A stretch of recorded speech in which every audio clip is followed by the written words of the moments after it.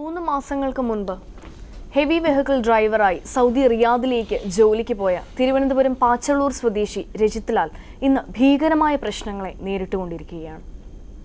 രജിത് ലാലിന് ഇതുവരെ labour card ലഭിച്ചിട്ടില്ല. തനിക്ക് മുൻപരിചയമില്ലാത്ത വാഹനം ഓടിക്കുവാൻ സാധിക്കില്ലെന്ന് പലതവണ പറഞ്ഞിട്ടും രജിത് ലാലിന്റെ തിരിച്ചുവരവിന് സ്പോൺസറോ തന്നെ കബളിപ്പിച്ച ഏജൻസിയോ കമ്പനി ഉടമയോ തയ്യാറാകുന്നില്ല. ഭർത്താവിന്റെ തിരിച്ചുവരവ് പ്രാർത്ഥനയോടുകൂടി കാത്തിരിക്കുകയാണ് രജിത് ലാലിന്റെ ഭാര്യ അശ്വതി. രജിത് ലാലിനെ അന്വേഷിച്ച് ഇന്ന് പ്രവാസ ലോകത്തിലെത്തിയിരിക്കുന്നത് അദ്ദേഹത്തിന്റെ ഭാര്യയും അമ്മയും സഹോദരനുമാണ്. ഇദ്ദേഹത്തെക്കുറിച്ചുള്ള വിശദ വിവരങ്ങൾ നമുക്ക് ഇവരോട് തന്നെ ചോദിച്ചറിയാം. രജിത് ലാൽ എത്ര കാലമായി ഗൾഫിൽ? 3 മാസം സൗദി റിയാദിൽ. എവിടെ? റിയാദിലാണ്. മുമ്പ് പോയിട്ടില്ല? ഇല്ല, ആദ്യമായിട്ടാണ് സാർ. എന്താ എത്ര വരെ പഠിച്ചിട്ടുണ്ട് രജിത് ലാൽ? SLC വരെ പഠിച്ചു. നിങ്ങളെ വീട് എവിടെ? പാച്ചല്ലൂർ. അപ്പോൾ ആരെ കൊണ്ടുപോയത്? തകരപ്പറമ്പിലെ മാക് ഇന്റർനാഷണൽ ഏജൻസിയിൽ നിന്നാണ്. അവരിപ്പോൾ എന്താ പറയുന്നത്? അവരാദ്യം പറഞ്ഞു 1 മാസത്തിനകം കയറ്റി വിടാമെന്ന്. അങ്ങനെ ചേട്ടന്മാരൊക്കെ പോയി സംസാരിച്ചു. പിന്നെ അത് കഴിഞ്ഞപ്പോഴത്തേക്ക് അവർ കാശ് വേണം എന്ന് പറഞ്ഞു. ആദ്യം 75,000 പറഞ്ഞു. അടുത്ത ദിവസം വിളിച്ചിട്ട് 1.5 ലക്ഷം രൂപ വേണം എന്ന് പറഞ്ഞു. അല്ല, 75,000 രൂപ കയ്യിൽ കൊടുത്തിട്ടാണ് പോയത്. ഞാൻ ചോദിക്കുന്നത് എന്ത് ജോലിക്ക് പറഞ്ഞാ കൊണ്ടുപോയത്? ഡ്രൈവിങ്ങിന് തന്നെ. ഇയാൾക്ക് ഡ്രൈവിംഗ് ലൈസൻസ് ഉണ്ട്. ഇയാളോട് ഇപ്പൊ എന്താ പറയുന്നവര്?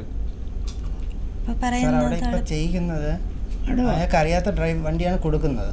അപ്പോൾ ആൾ പറയുന്നത് എനിക്കിത് അറിയത്തില്ല, ഞാൻ ഓടിച്ചിട്ടില്ല, അങ്ങനെയുള്ള വണ്ടികളാണ് കൊടുക്കുന്നത്. ആൾ ഹെവി ഡ്രൈവറാണെന്നാണ് ഇവിടെ ഓടിച്ചുകൊണ്ടിരുന്നത്. അപ്പോൾ ഇപ്പോൾ അവിടെ പോയിട്ട് കൊടുക്കുന്ന അവനറിയാത്ത വണ്ടികളാണ്. അതുപോലെ അത്രയും ഡാമേജുമായ വണ്ടികളാണ്. കോറി എന്നാണ് പറയുന്നത് ആൾ ഓടിക്കുന്ന സ്ഥലം. കോറി ഏരിയയാണ്.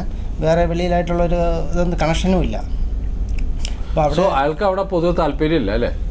പൊതുവെ താല്പര്യം ഇല്ലാത്തതല്ല, ഇങ്ങനെയുള്ള വണ്ടി കൊടുക്കുമ്പോൾ ആൾ പറഞ്ഞ് എനിക്ക് ഓടിക്കാൻ അറിയത്തില്ല എന്ന് പറഞ്ഞു. അപ്പോൾ അവർ നിർബന്ധപൂർവ്വം ഓടിച്ചു. ശാരീരികമായിട്ട് ഉപദ്രവിക്കുന്നുണ്ട്. അത് ഡെയിലി അമ്മയാണ് വിളിച്ച് പറയുന്നത്, എന്നെ അല്ല. ഓരോ ദിവസവും ഓരോ ഇന്ന ഉപദ്രവങ്ങൾ ഉണ്ടാവാറുണ്ട്. അതുപോലെ നമ്മൾ 2 പ്രാവശ്യം ഞാൻ തന്നെയാണ് പോയത്, ട്രാവൽസുമായിട്ട് ഡയറക്റ്റ് പോയായിരുന്നു.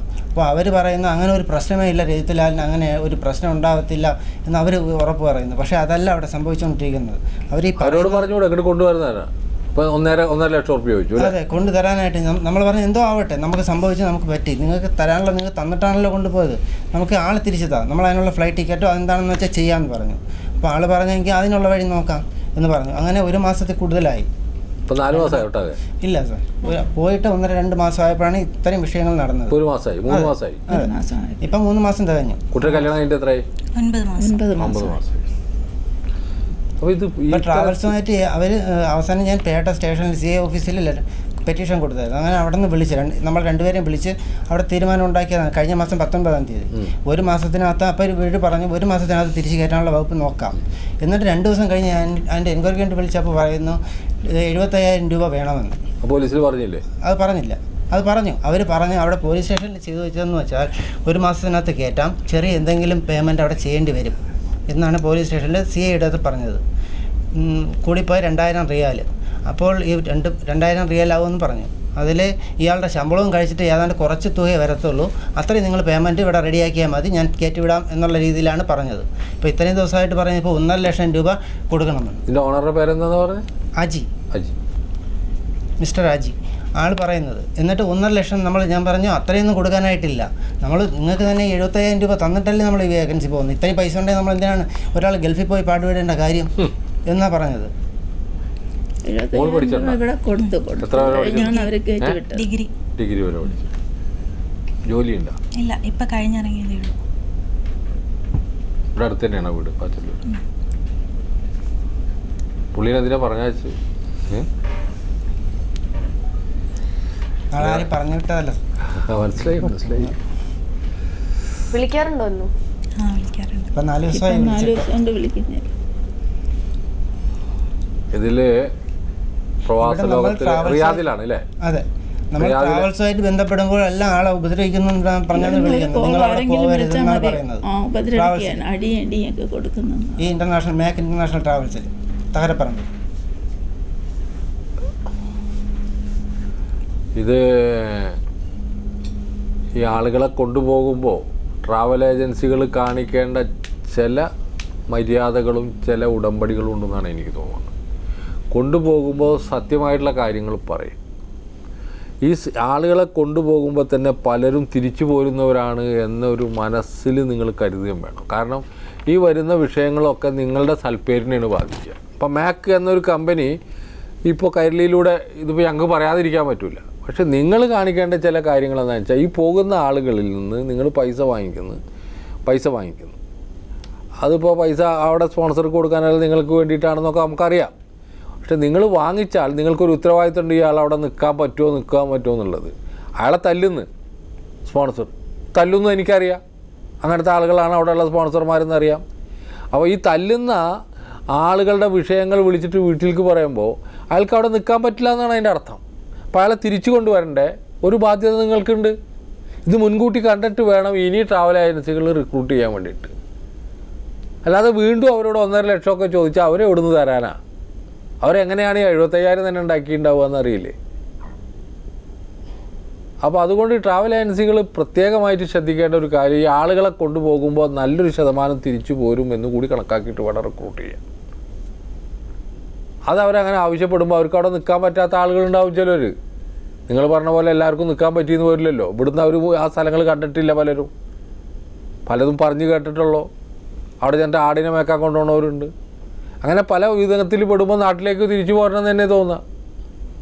ഇപ്പോൾ ഇയാളെ ഡ്രൈവറായിട്ട് കൊണ്ടുപോയി, പക്ഷേ അയാൾക്ക് നിശ്ചയില്ലാത്തൊരു വാഹനം ഒന്നും കൊടുത്ത് അയാൾ അടിക്കുകയൊക്കെ ചെയ്യുക, അയാൾക്ക് തിരിച്ചു പോരണം. അപ്പോൾ അത്തരത്തിലുള്ള ഒരു ഇതുകൂടി പ്രൊവിഷൻ കൂടി നിങ്ങൾ കാണണം ഇനി മേലിൽ കൊണ്ടുപോകുമ്പോൾ.